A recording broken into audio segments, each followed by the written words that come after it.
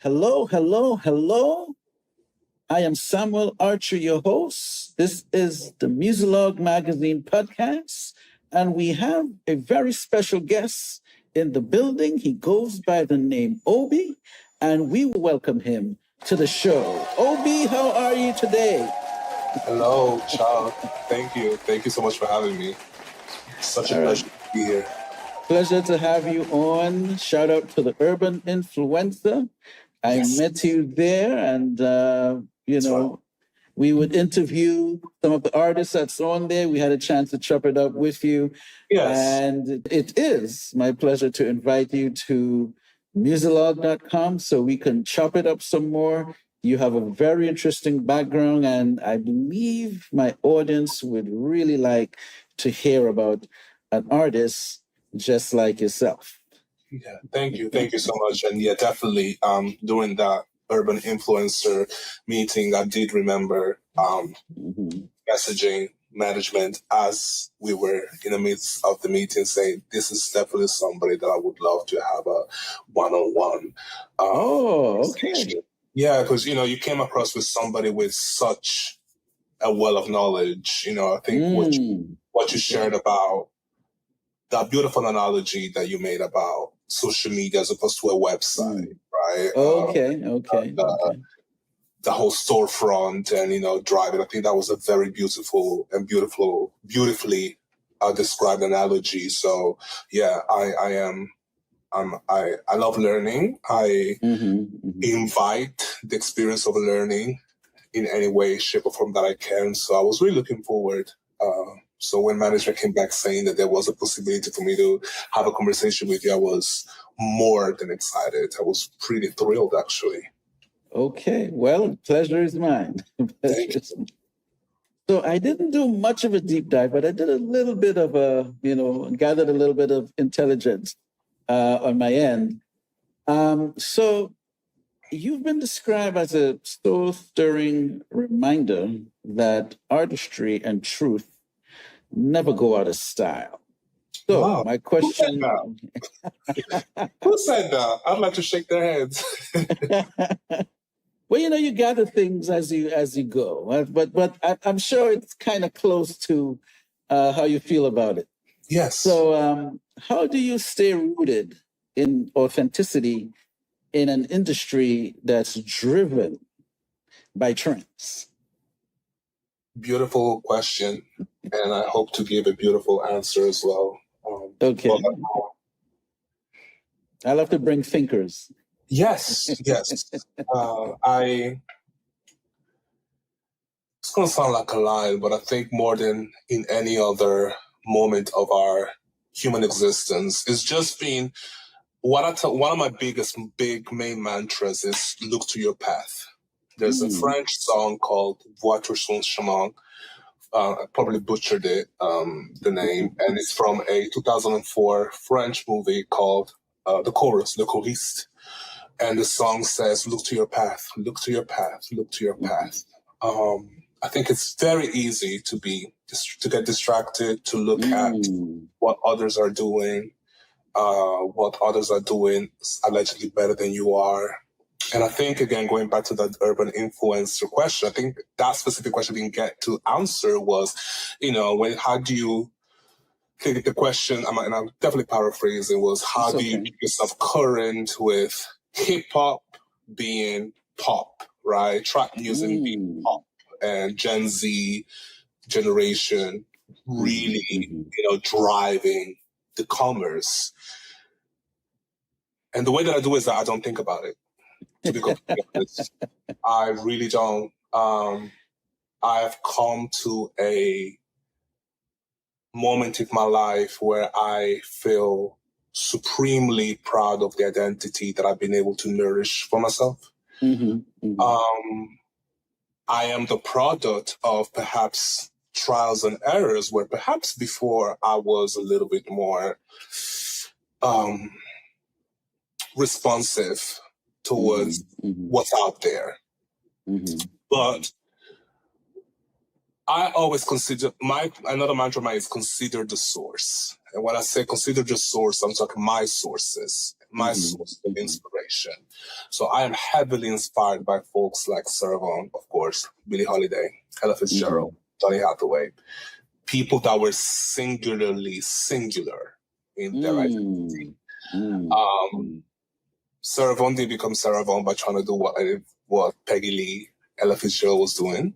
Ella Fitzgerald did it. Everyone that I aspire to be, aspire to have their career, are people that are just unique and singular.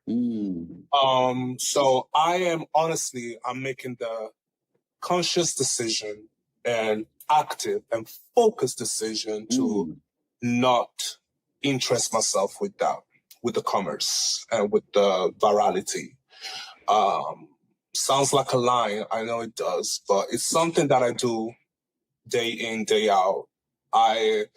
If I wanted to be more current, I probably wouldn't be singing jazz. If I wanted to be current, I probably would have made Strange Fruit my first single. If I wanted to be current, I probably would have a live album as my first album. If I wanted to be current, I would probably sing something more cookie cutter, something that people may expect a black man, a black singer to sound like, sing like, to sound like. So I relish in my singularity, right? I'm at the intersection and my place at a position of different identities. I'm Italian, I'm Nigerian, I've lived 10 years in London, I've got an accent. Perhaps the way I look is not necessarily the way that people would expect me to sound like. My speaking voice sits pretty low, but then my singing voice sits couple of octaves higher. So those are all things that perhaps growing up and when I didn't have such a strong sense of self, were things that I was masking, things that I was hiding, things that I was ashamed of. But I celebrate them now. I celebrate them. They bring me joy. So to kind of go back and answer your question, how do I stay current? I do me. And it's up to the public, the commerce to decide whether I'm current or not. But I feel like winners, and I'm becoming very long-winded, so I promise I'm almost done. But winners don't win. Winners don't win by looking at competition. Winners. I remember watching. Is it Gabby Douglas? Gabby. The athlete, the gymnastic. Oh, the gymnast, Gabby, yes. And they asked the question, how do you always win? And she was like, it's not like I go into competition winning. I just go there and I do my best and I just so happen to win. Right. That's something that most winners say. People that excel and succeed a lot. They don't, it's like, I don't check my competition and try to outdo them. I just put my best foot forward and I do a hell of a great job. And I just so happen to succeed when I do that. So that's the same way that I see it. I think it's such a time wasted thing to kind of like try and stay current what others are doing. Oh, people are doing it this way. Let me try and incorporate. No, because there's beauty in uniqueness and singularity. I hope I answered your question. Yeah. I mean, you did. I mean, you give me like a 3D answer, which is cool. So what I'm hyperverbal, so I can talk over. That's okay. That's okay. I wanted to be comfortable over here, relaxed. However the vibe takes us, that's fine with me here. We're not on the cookie cutter time thing over here. Yes. But what I gathered is that you're intentional in carving out your path. Part of it would be also you have your blinders on and you're just doing you. Yes. Which those are all lines we've heard before, but the music industry, the industry of art making, it's so easy to have your blinders on and at one point doing this and going, what are they doing? It's so easy. The temptation is always there. Yes, the temptation is always there. And the temptation might be coming from other folks, right? Telling you, hey, this is working, you better jump on that. But and everything that I'm saying are things that I had to tell myself. Everything that I'm saying comes from a place of experience of trying to do what others were doing, but it wasn't authentic. it wasn't bringing me joy.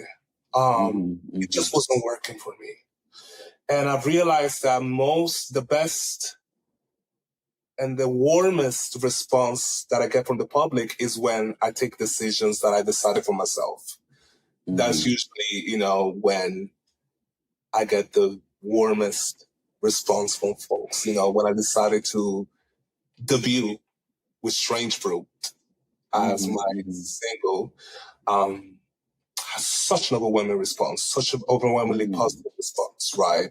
I could have went into the studio and just sing baby, baby, baby, baby, baby, baby for 3 minutes and hit a high note at the end of it and service that. That would have been serviceable, but just would have been authentic, right? Yes. It's perhaps all my own fault. I'm not saying that it's perhaps I'm romanticizing. Sometimes it's not as easy. Sometimes it comes with like hard decisions to make. But ultimately, I know that the catalog and the repertoire that I am building for myself is a repertoire that I feel fiercely proud of.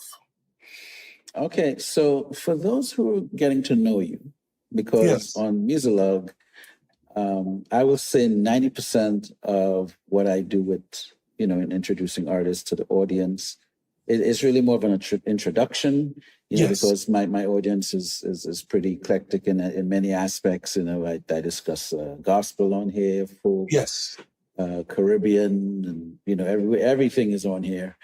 How would you describe your sound to the audience? Somebody said, I did a So Far Sounds performance, and somebody wrote a piece about me and said that I'm genre agnostic. And I was like, I've never heard that before, but it sounds beautiful, so poetic. I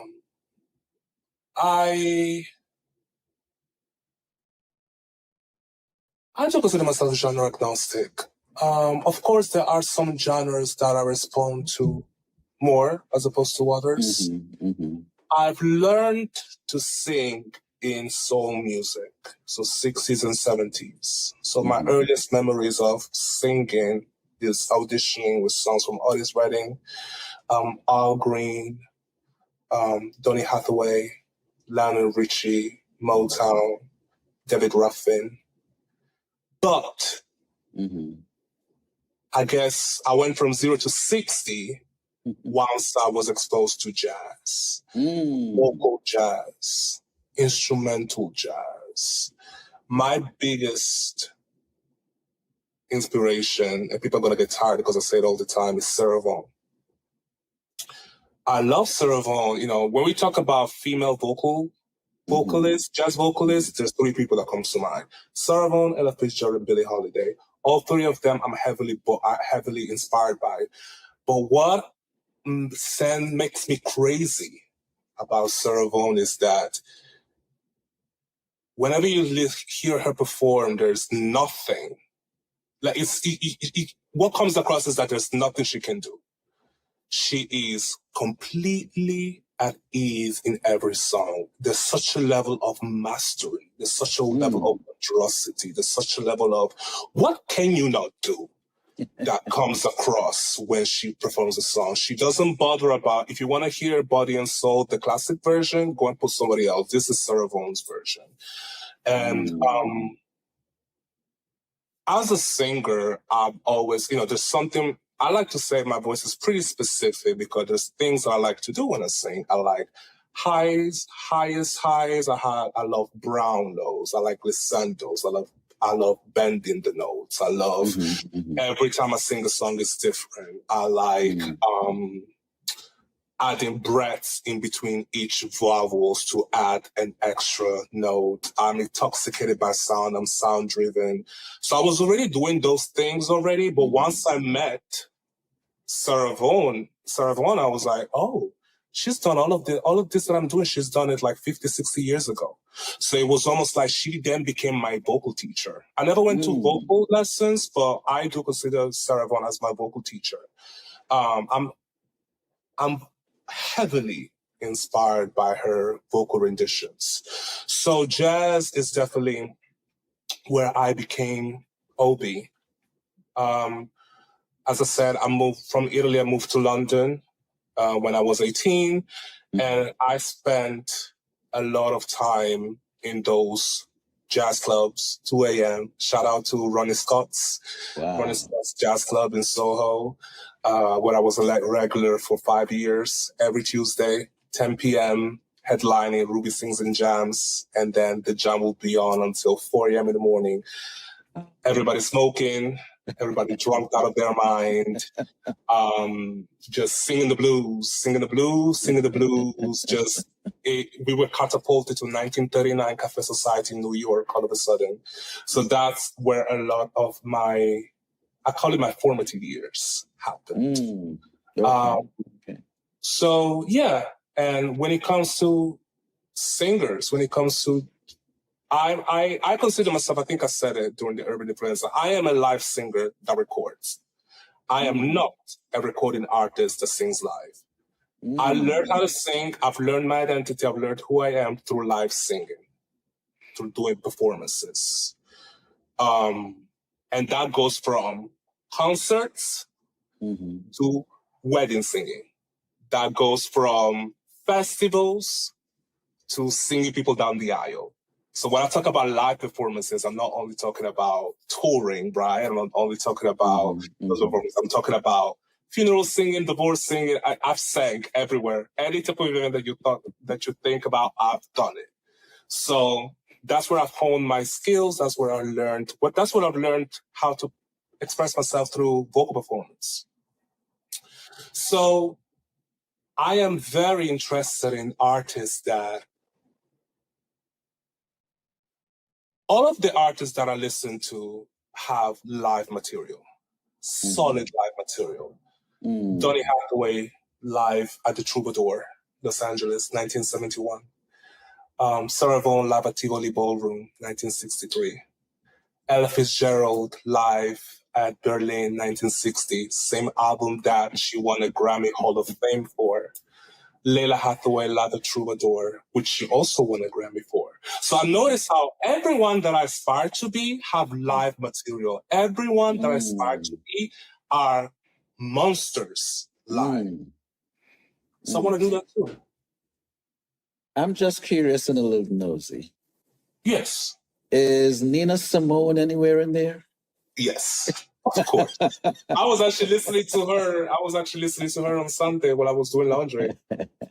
Okay, I was just curious. The high priestess of soul. You want to talk about live performance? You want to talk about somebody that, this is my show. You are coming to see me.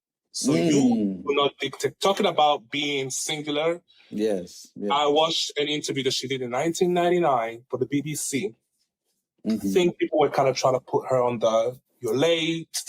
You know, you always take time to get on stage. She said, every time I do a performance, I go back to what my first musical teacher told me. You, Nina, you never get rushed by the public. They're there to see you. So until you feel ready to go, they're going to have to wait. And people might say that that's such a deep thing, but to me, it spoke on so many levels because I take live performance very seriously. It's not a cash grab. It's just not a cash grab. That for me, it's a ceremony. It's a moment, right? So I take it just as seriously. And yes, Nina Simone, she also did Strange Brew. I mean, Nina Simone, I pale in comparison to all of the people that I have described so far, but yeah. And I'm still nosy. How does Thelonious Monk fit into where you draw inspiration? Yes, great question. Thelonious Monk, I'm drawn to instrumentalists that play the instrument as if they're singing. Okay. I like that. So Thelonious Monk, Lester Young. I mean, when you listen to Lester Young, you're literally feeling like this is a melody, this is a vocal line that he's playing. This is not an instrumental line, right? You could almost sew in lyrics and you can sing it. And so Thelonious Monk, Lester Young, Miles Davis, John Coltrane, I mean, all folks that, Errol Garner too, folks that play their instrument as if they're singing. And many times when I do their interpretation, I take lines from their impros and I turn it into kind of like my own thing. Yes. So you mentioned things that at one point they were like an issue, but now you celebrate them. Yes. So what was that part of, could it be something where it was either from a religious aspect or maybe growing up, things were looked at a certain way? Where does that come from for you? Yes. I mean, I'm the child of immigrants. So I was born an immigrant. The U.S. is the third country that I call home, and I'm old, but not that old. So, it's, I've lived 3 different countries already, right? And kind of my story has always been the story of not fitting in, which I guess is a story that a lot of people, not just artists, relate to, right? Was born and raised in Italy. So I'm Italian, but Italian folks didn't really see me as Italian because, the way I look. My parents are Nigerians, but Nigerians didn't really see me as Nigerian because you're not from the motherland. Turned the age of 18, I moved to the UK where I was an immigrant. So, my story has always been a story of like, where is home? Where is your little corner of the world? Where is your oasis? If the follow-up question is, have you found it? Not yet. Still looking for it. It's hard for me to root myself somewhere because I'm so used to be gone like the wind, right? And there was a point, where, for example, I didn't tell folks I was Italian. I was trying my best to kind of blend in and really I don't want to talk about that, right? But now, again, I celebrate it. Not only I talk about my jazz influences and my soul influences, I also talk about my classical opera, classical music influences. Mina Mazzini, Maria Callas, The Divine, La Divina. So, again, it's I spent a lot of my 20s. That was my 20s. My 20s was my formative years, trying a whole lot of different things and seeing what stuck and seeing what felt authentic and genuine. And I guess now in my 30s, I'm like, okay, I want to do more of what excites me and less of what feels like a chore. So, yeah. You talk about classical. Now, did you do some form of like classical training as well? No, not at all. I've never ever been to a formal vocal lesson, but oh, really? It's Italy. No, never. Yeah. But it's Italy. It's Italy. It's Italy. So, 70% of the world art is in Italy. Italy is such an artistic, romantic country. So art is everywhere. So, of course, opera was something that I've heard. And then again, Sarah Vaughan was also heavily influenced by opera. Sometimes when you hear her sing, she will tackle jazz song as if it's an aria, right? So, yeah. And I think it also comes across in my vocal performance as well. It's not an overly conscious thing that I do. Like, I want to sound like an opera singer, but again, being from a place, coming from a place of wanting to celebrate all my different aspects. Kind of going back to what you were saying, I think we're so used with social media right now, we're so used to everyone just being one thing and being known for one thing only. And that being their only thing that they do, which that's what accelerates the process of being current and not being current anymore, because people are only allowed in the world stage to do one thing and one thing only. And perhaps there was a point in my life where I was trying to also limit myself to one thing. I can't be Italian and American and Nigerian and a jazz singer and an opera singer. I can only be one thing. So I'll choose to be a jazz singer. Okay. Why? Right? I invite that being multifaceted, multi-level.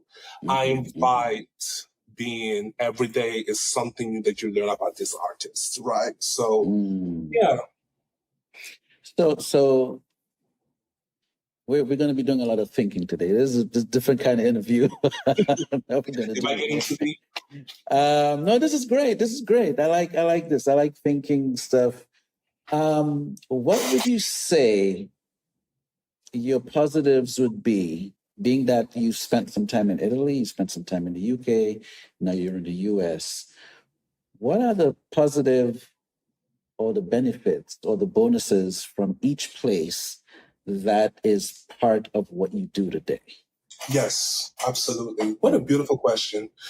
And I say because I appreciate, because most people don't ask me those questions. It's more like, what brand is on your glasses? But Italy is home of art. So the way that I express, the fact that I'm so hyperverbal, the way that I describe myself, describe things, the way I talk is italiano proprio duro proprio. It comes from my Italian side, the way that my love for love, my love for romance, my love for staring at the blue moon, full moon, and just bathe in that. That's very Italian. London opened me to so many different cultures. I've lived in South London. My whole the whole almost 10 years of London experience was South London. Norbury, Streatham, Brixton, Camberwell. So I was exposed to Somali culture. I was heavily exposed to African Caribbean culture, reggae, roots. It's such a melting pot.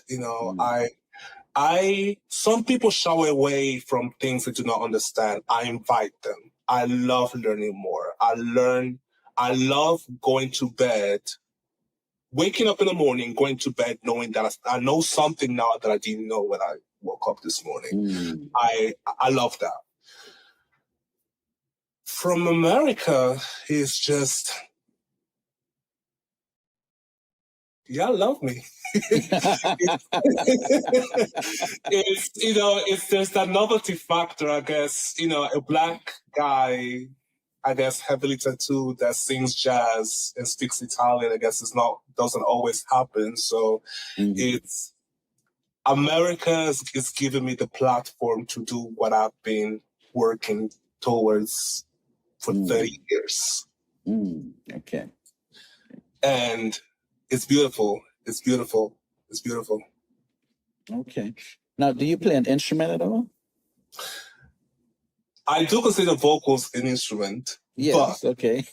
Other than that, no. I was taking piano lessons, but I was told that my fingers are very, very short. So I wasn't really able to hit those jazz chords. And then I was like, I'll just stick to singing. Oh, really? I've never heard a teacher, a teacher actually said your fingers are too short. Don't try the piano.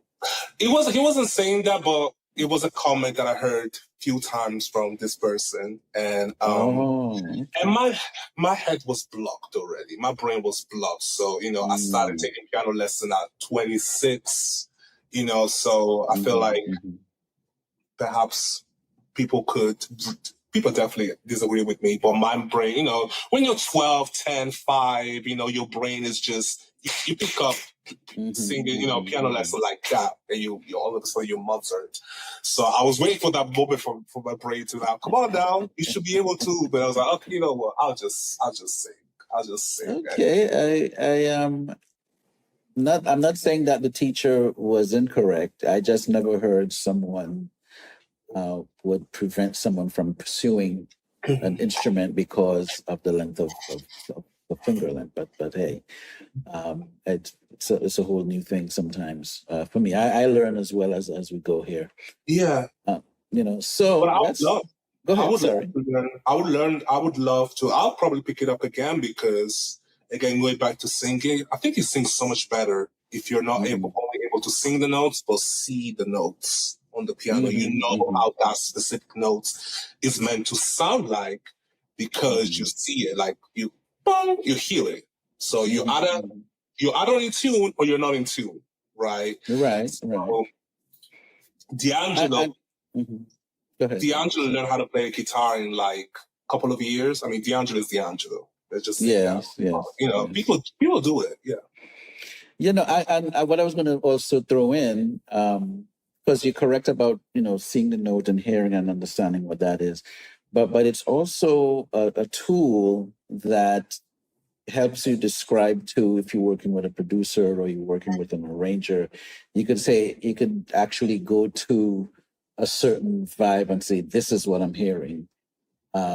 Although they may figure it out eventually because you probably have to sing it and maybe use other examples.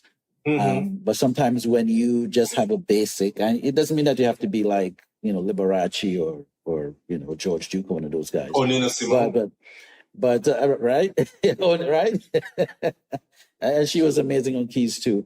But at least you would have enough that you can point the arranger in the right direction and say, hey, this is what I'm hearing, this is what I'm feeling. I agree.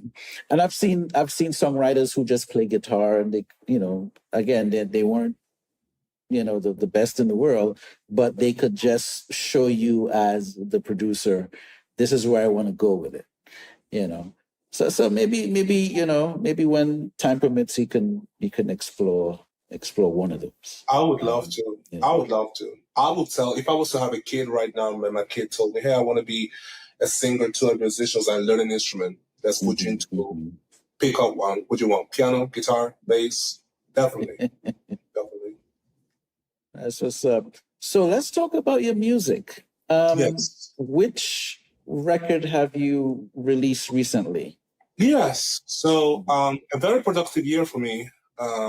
This year has been, I've been in incubation for 30 years. So finally this year is starting. Everything that I've been working for 30 years is finally coming to fruition. So I released my live album, my debut live album, January 6th, 17th, called Obii Live. It's an 11-track live album. We recorded it this time last year in Dallas with my full band, mixed, mastered, all of that, with a live audience. Contains originals, covers, Strange Root, of course. Okay. It's been going very, very well. The reception has been beautiful, which I am supremely thankful for. And I'm getting ready to release a second live piece, which is going to be an EP, so it's going to be a little bit shorter, more compact, called Live at Bruno's, which I recorded here in Austin the beginning of the summer in May. And the live album is more soulful.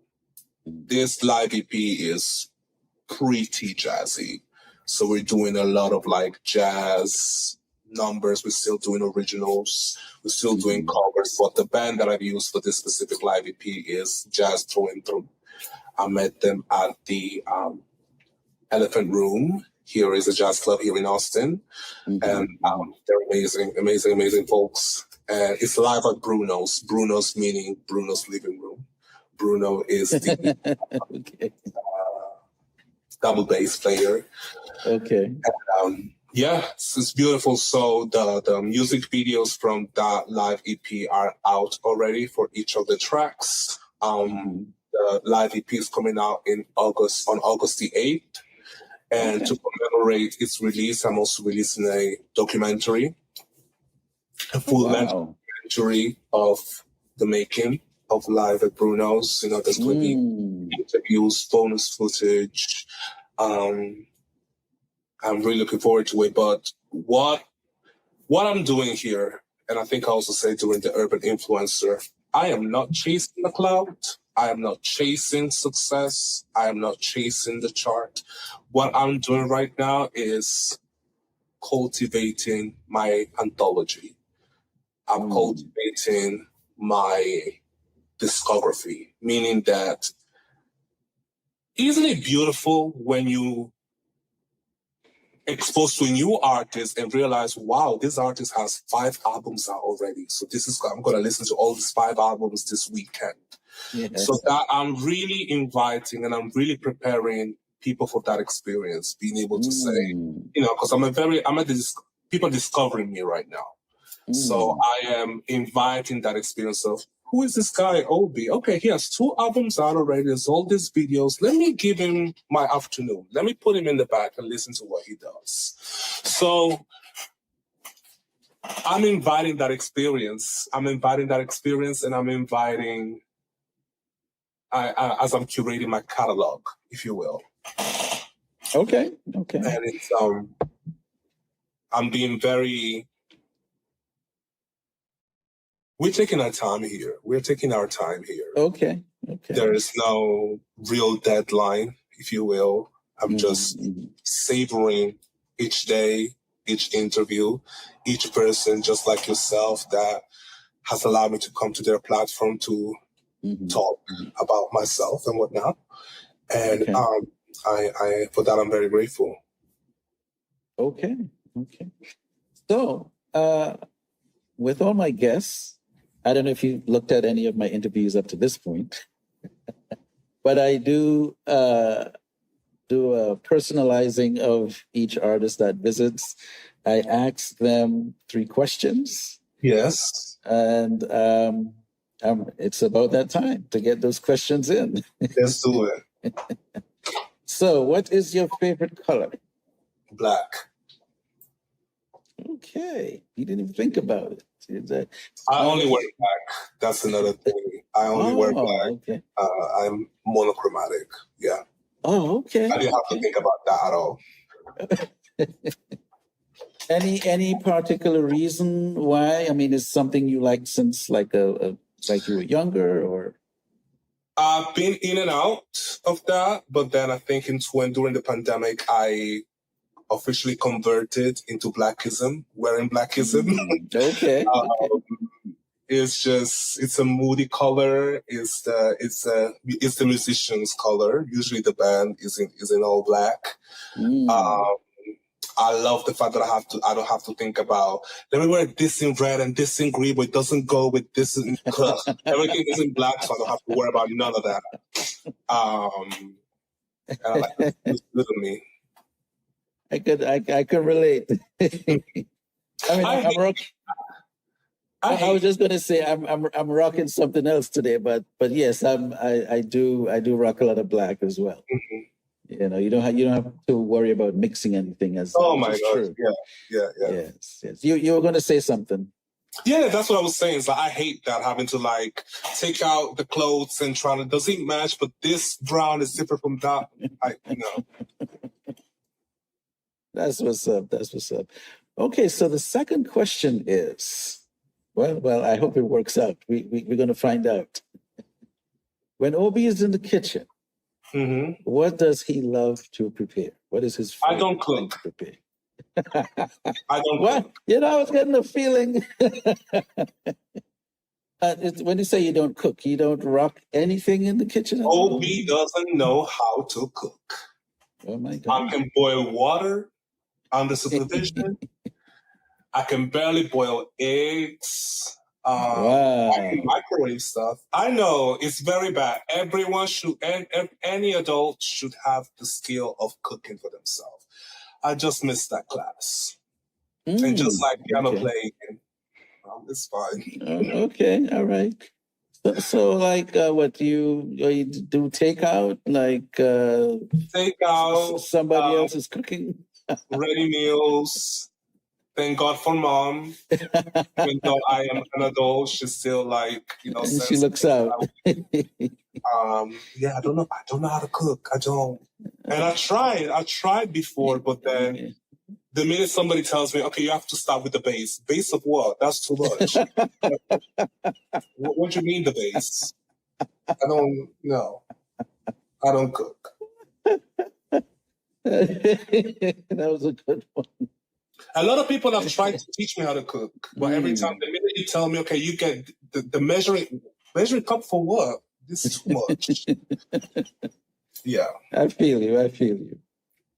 All right. And then my third and final question would be, who are you listening to in your MP3 player? Let's say for the last week or two, maybe 2 or 3 artists that you've been checking out. Yes. It's kind of like the usuals, but again, I'm listening to a lot because I'm working on my studio work. I'm listening to. I think a lot of what I'm listening to right now are references of like things. I'm like, okay, let me put it here. That's something I want to kind of like explore in the studio with the producer. But I'm listening to the Miseducation of Lauryn Hill a lot. I'm listening to Lauryn Hill live in Japan, 1999. Again, live stuff. I'm listening. Let me actually open it. Definitely Lauryn Hill. Let's see what else I'm listening to. Lauren might see this too. You never know. Yeah. Okay. I listen to Japanese music a lot as well. I can be quite eclectic in my music, but I'm seeing that. I'm seeing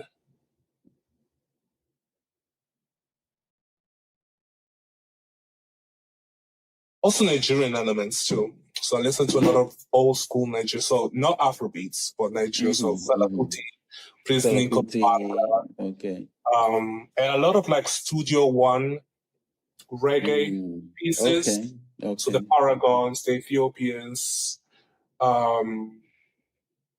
Is Hugh Makasela in there as well? Not him, but which is the one? Everything Ken Booth. Johnny Nash, Arthur and Donna, Alton Ellis. That's kind of like the folks I'm listening to. Okay, cool. Well, we just want to personalize you a little bit. Yes. Just make sure that you're human. An alien didn't drop you off and say, "Hey, try to be one of those guys." Yeah, man. So, is there anything you wanted to talk about that I didn't get to ask you about? No. Again, I'm just very, very, very grateful for this opportunity. I'm sure you get a lot of requests. So, anyone that takes time out of their day to spend a minute with me, let alone a full hour, is somebody that I admire, I'm grateful, and I'm really thankful for. Amen. I'm moving with gratitude right now. All right. Well, Obii, this was amazing. This was I haven't done an interview like this in a while, right? Hopefully that's really, good. No, that's good. It's good. It really shows that in the world of creativity, you have different personalities. I guess you got to look at it like maybe superheroes. One interview you're dealing with Iceman. The next interview with Superman. The next interview is Power Girl. The next one is it's just sort of like each creative would have something special about what they do, plus the personality. And then some would be in a more intellectual level where you just gotta like rise to the occasion and really make it an enjoyable experience. So this was really good. This was really good. Before we go, what's your one top movie? I'm just curious. What movie that you've seen that is like really up there for you that you've probably seen a few times? There's a couple. The Temptation movie. I don't know. I love that one. Temptations. I watched it 2 days ago again. Which one is that? Is that the one with Ain't Nobody Coming to See You, Otis? Okay. The 1998 one. It's a 2-part TV movie. Precious. You know, okay. Tyler Perry and Oprah Winfrey, Precious. I relate to it. Okay. There's one that I have in mind, but it's not coming to mind right now. But yeah, I love biographies, and of course the Billie Holiday 2019 documentary. Okay. That's why I asked. Yeah. All right, but anyway, man, Obii, this was amazing. Thanks for coming through. Please keep us posted. Yes.